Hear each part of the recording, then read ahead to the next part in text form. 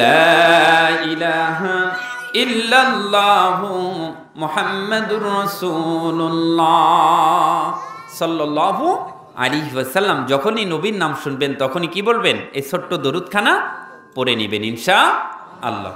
ঠিক আছে, থাক, তুমি থাকো এখানে।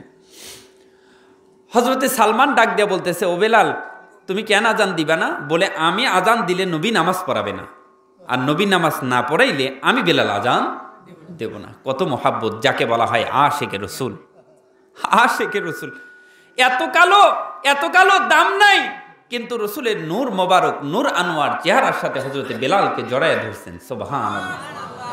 উমাইয়ার বাড়িতে থাকছে, উমাইয়ার বাড়িতে থাকাকালীন হযরতে বেলাল ডাক দিয়া বলে, আমার থাকার জায়গা নাই, উমাইয়া আমারে গোহাল ঘরের মধ্যে থাকতে দিত, আমাকে গায়ে পোশাক দিত না, আমি কালো বলে, আমি গোলাম বলে আমার কোনো দাম নাই, আমার কোনো মর্যাদা নাই। বেলালের উট বকরি ভেড়াগুলো আমার অনেক সময় বুকের উপর প্রস্রাব করে দিত, তারপরে উটের পায়খানাগুলো আমার বুকের উপর, আমি ঘুম থেকে উঠে দেখতাম যে আমি উমাইয়ার এই গোহাল ঘরের মধ্যে থাকাকালীন উমাইয়ার গরু বাছুর ভেড়া, তারপরে উটের পায়খানা আমার মুখের উপর। আমি বুঝতাম যে আমি মানুষই না। আমি উমাইয়ার বাড়িতে থাকাকালীন আমি বুঝতাম যে আমি মানুষই না। কিন্তু আমি যেদিন তাওহীদের কালেমা কোরআনের সংস্পর্শে আমার রসুলের হাতে হাত দিয়া কালেমা পড়ে মুসলমান হয়েছি, নূর আনোয়ার চেহারা, চাঁদের চেয়েও সুন্দর চেহারাওয়ালা মানুষ যখন এই কালো মানুষকে বুকে টেনে নিছে, আমি বেলাল তখনই বুঝছি উমাইয়ার কাছে দাম না থাকতে পারে, আমার আরশে আজিমের মালিকের নবীর কাছে দাম আছে, আমার আল্লাহর কাছে দাম আছে।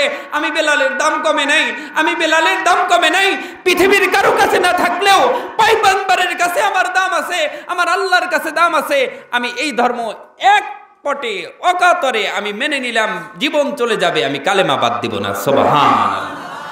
ওই বেলাল, সেই বেলাল যে বেলাল পৃথিবীর সর্বপ্রথম কি বাবা? মুয়াজ্জিন, হুজুরের সবচেয়ে ভালোবাসার একজন মানুষ। আসলে বাবা, স্কিন দেখে আল্লাহ জান্নাত দেবে না। চেহারা, ধন সম্পদ, টাকা পয়সা, আপনার চেহারা খুবই সুন্দর, নায়কের মতো, তাই জান্নাত দিবে? আল্লাহ জান্নাত দিবে কি দেখে? আমল দেখে। আপনার ভিতর যত ভালো, আপনার জান্নাত তত বড়। আপনার কলিজা যত ভালো, আপনার জান্নাত তত ভালো। আপনার কলিজাই ভালো না, আপনার হার্টই ভালো না, আপনার হৃদয় অন্তরই ভালো না, আপনার জান্নাত তো নাই, জাহান্নামের নিচতলায় থাকা লাগবে। কথা বলেন ঠিক না বেঠিক? তাহলে আল্লাহ জান্নাত দিবে কি দিয়া? কলিজা দেখা, অন্তর দেখা, হার্ট দেখে। বন্ধুরা আমার, ভাইরা, হযরত বিলাল সালমান ফার্সিকে ডাক দিয়া বলে, ও নবীর সাহাবী গো, আমি আজকে আজান দিব না।